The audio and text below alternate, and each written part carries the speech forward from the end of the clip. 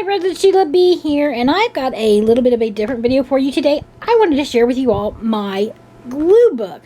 This is technically my second glue book. The first one I ever started, I only did a few pages, maybe like 3, 4, 5, and then I abandoned it. And then I found some people online that really inspired me, so I got back into it and I started this one. This one I started late last year, probably November-ish, October-ish, somewhere in there. And so I've been working it ever since. I try and do a couple of pages a week. Sometimes I do, sometimes I don't.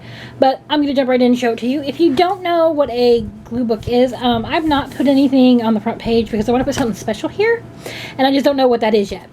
A glue book is basically, at its most basic, definition, is getting some images, whether they're from a magazine, old calendars, or other ephemera, and gluing them down in a book of some sort, whatever book you want. That's the most basic definition of a glue book. Me, I'm not that strict. I do different things in my glue book, and I'll point those out to you as we go along. Here, this is an actual vintage photograph that I absolutely love. You guys know I love anything vintage. Some spring there. These are some of the first ones I ever did right here, and I really like them. I like, see, there are some people that would tell you, oh, you can't take a marker and use it on your glue book. I'm not that strict, like I said. I don't believe and feel that way about a glue book. Some pages like these, they are just glue and images and backgrounds and stuff, nothing more than that. And others I've added things to. There are even people that don't really like you to add quotes or words to it. And that, to me, I'm like, no. I want to add quotes if I want to quote. I want to add words if I want to add words, I think your glue book is kind of like how I feel about a journal. It's yours. You do with it what you want to do with it. Whatever feels comfortable and right to you, whatever inspires you, whatever you want to create. Make it yours. That's a newer one. This one I love. This is one of my favorites. This is a map out of a phone book, you guys. Oh my gosh, right? You're like, do they still make phone books?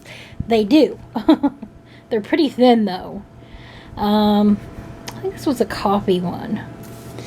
See, here I put gemstones in this. This was part of a challenge in a glue book group that I run on Facebook. It's called Glue Book Junkies. If you like the glue book or you want to come check us out, I will link it below. We have a lot of fun. I post a lot of challenges. We share a lot of our pages from our glue books. And yeah, it's just fun. Come check us out. This is the only thing that will have a sort of nod to COVID-19 because my glue book is a happy place for me and I want to keep it that way. But I love this quote right here. Isolation is more than being alone.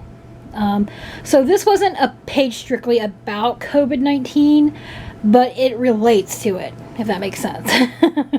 Because I'm not doing a strict page on COVID-19. That's the only one I'm going to do. Because this is my happy place. This is my happy place. There's another spring one. Here's one where I use glitter. You can kind of see it a little bit there. And around the butterfly. Here's one where I painted the background. For me, do what you want to do in your glue book, you guys. Just have fun with it. If you want to paint, I keep this here because, unfortunately, I got a little bit of glue on it there and it keeps sticking to this page. So until I get something in there, glued there, it's going to keep that from sticking to this page. I really like this one too. So we got a book page. I made this heart and then painted it. These are die cuts. This is from a book. This is from a magazine. And we got some words. I just can't imagine just doing the same thing over and over and over and over and never being creative or different in my glue book. Sometimes I just need to change things up. This is one of my favorite ones too. This makeup one, oh my gosh, I've had tons of makeup images that I cut out over the years. And this is the last one I made, actually 2 days ago. Mickey Mouse, super cute, right? And then I have some older ones back here. One I did about bees, because I do not like bees. Here's another one of the challenges to use a napkin. This part right here is a napkin all the way up through there. I love this page too. And then we have this one here. That's a brad right there, kids. That's right, I used a brad in my glue book. Some people would be like, can't do it. And I'm like, yeah, you can. In my world, you can. Let me have this one. This was one of the first few I made in here, too. Very simple, but I really like it. Let it move you. This is another one of my favorites. I love all the pink. This is one of my least favorites. I just do not like this page at all. And then this one. This is the last one I'll be showing you because it's the last one in the book. Well, in the flip through. But yeah, I really love this one too. Vintage, Paris, male themed. Love it all. But that is my glue book, you guys. You know, if you like glue books, like I said, come check out my group. If you have a glue book, let me know.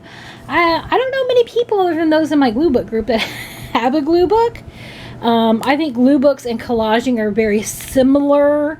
I don't think they're all that different, but there are a lot of people that draw a big difference between them, and I'm okay with that. You know, hey, however you see it. But if you like the glue book, like I said, I'll link my group below. And thanks for watching, guys. Please be safe and take care. I'll see you around. Bye.